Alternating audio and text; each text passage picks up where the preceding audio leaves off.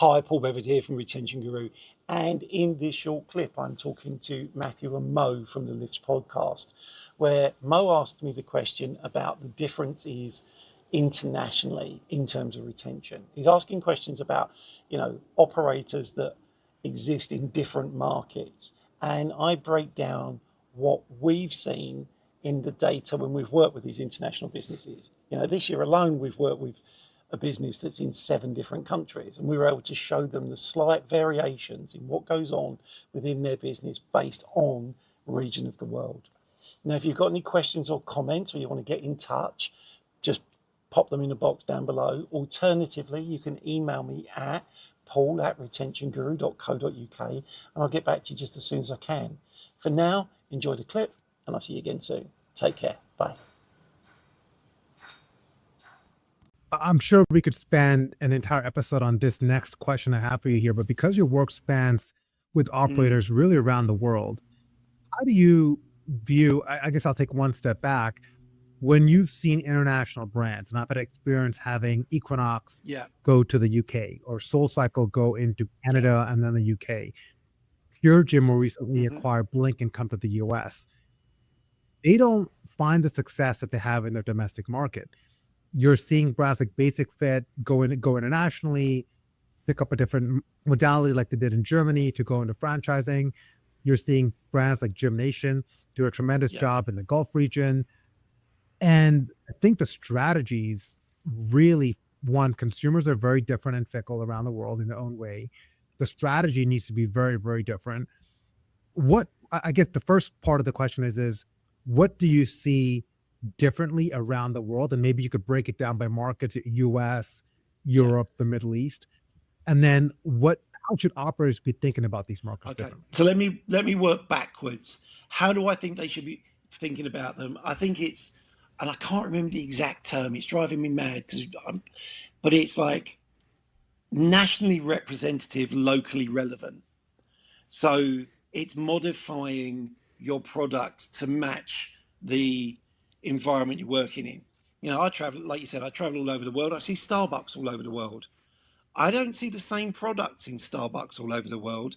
There might be some core products, but you go to some countries and there's a much greater emphasis on the food and the food rather than the beverage, or the types of beverages that are available.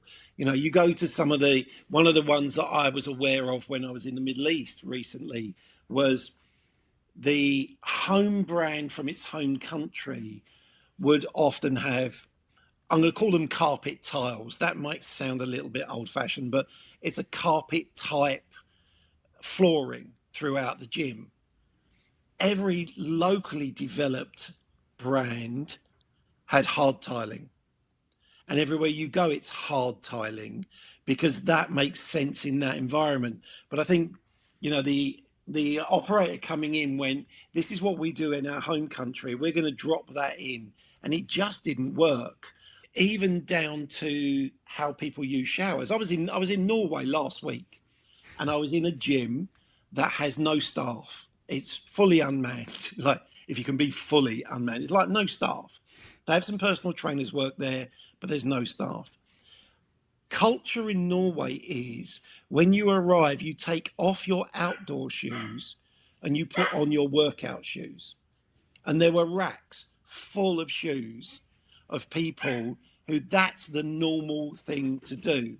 Whereas I think if a UK operator went into Norway and didn't know that was the culture, they wouldn't provide the things in the first place because they wouldn't think to do it, because we don't do it in the UK.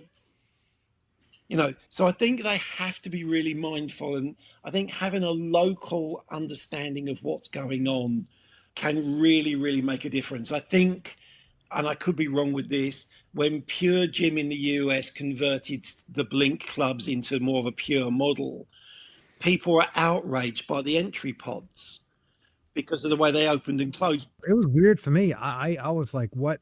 Am I going to get stuck in this thing? Yeah, but here, it's either that or like traditional turnstiles. We're used to seeing that because they've always built them that way. So our first impression is, oh, that's how they control excess. There was even a joke at one point that in those pods, they would weigh you to make sure that your weight was what it was each time, to prove that it was you, not like using someone else's membership. It wasn't. It never did. But you see it as creepy. I see it as normal. You know, because I think it's where the brand originates from. There can often be these, you know, we've seen a lot of US brands come to the UK as big operators and not be successful. And I think it's because it's like, and it's not just with the US brands. Well, like that, if you were Solid Core, who's now coming, they've Yeah. announced that they're coming to the UK. I don't know how familiar you are with Solid Core, but if you were talking to them, what are some words of advice you would give to them? They need to make sure they've got a really good UK marketing team that can interpret their traditional marketing into a more into what's acceptable here, and also have a really strong operations person who understands the UK market. So I refer to them as COO. Different businesses call them different things, but someone who really understands how to operate a business in the UK, and then look at the solid core model and go, okay, that might work in the US. We'll try it here, but don't stay wedded to it. I think what I've seen in the past over the years is people wedded to their original concept are not prepared to modify it regionally. And I think that's where people have struggled.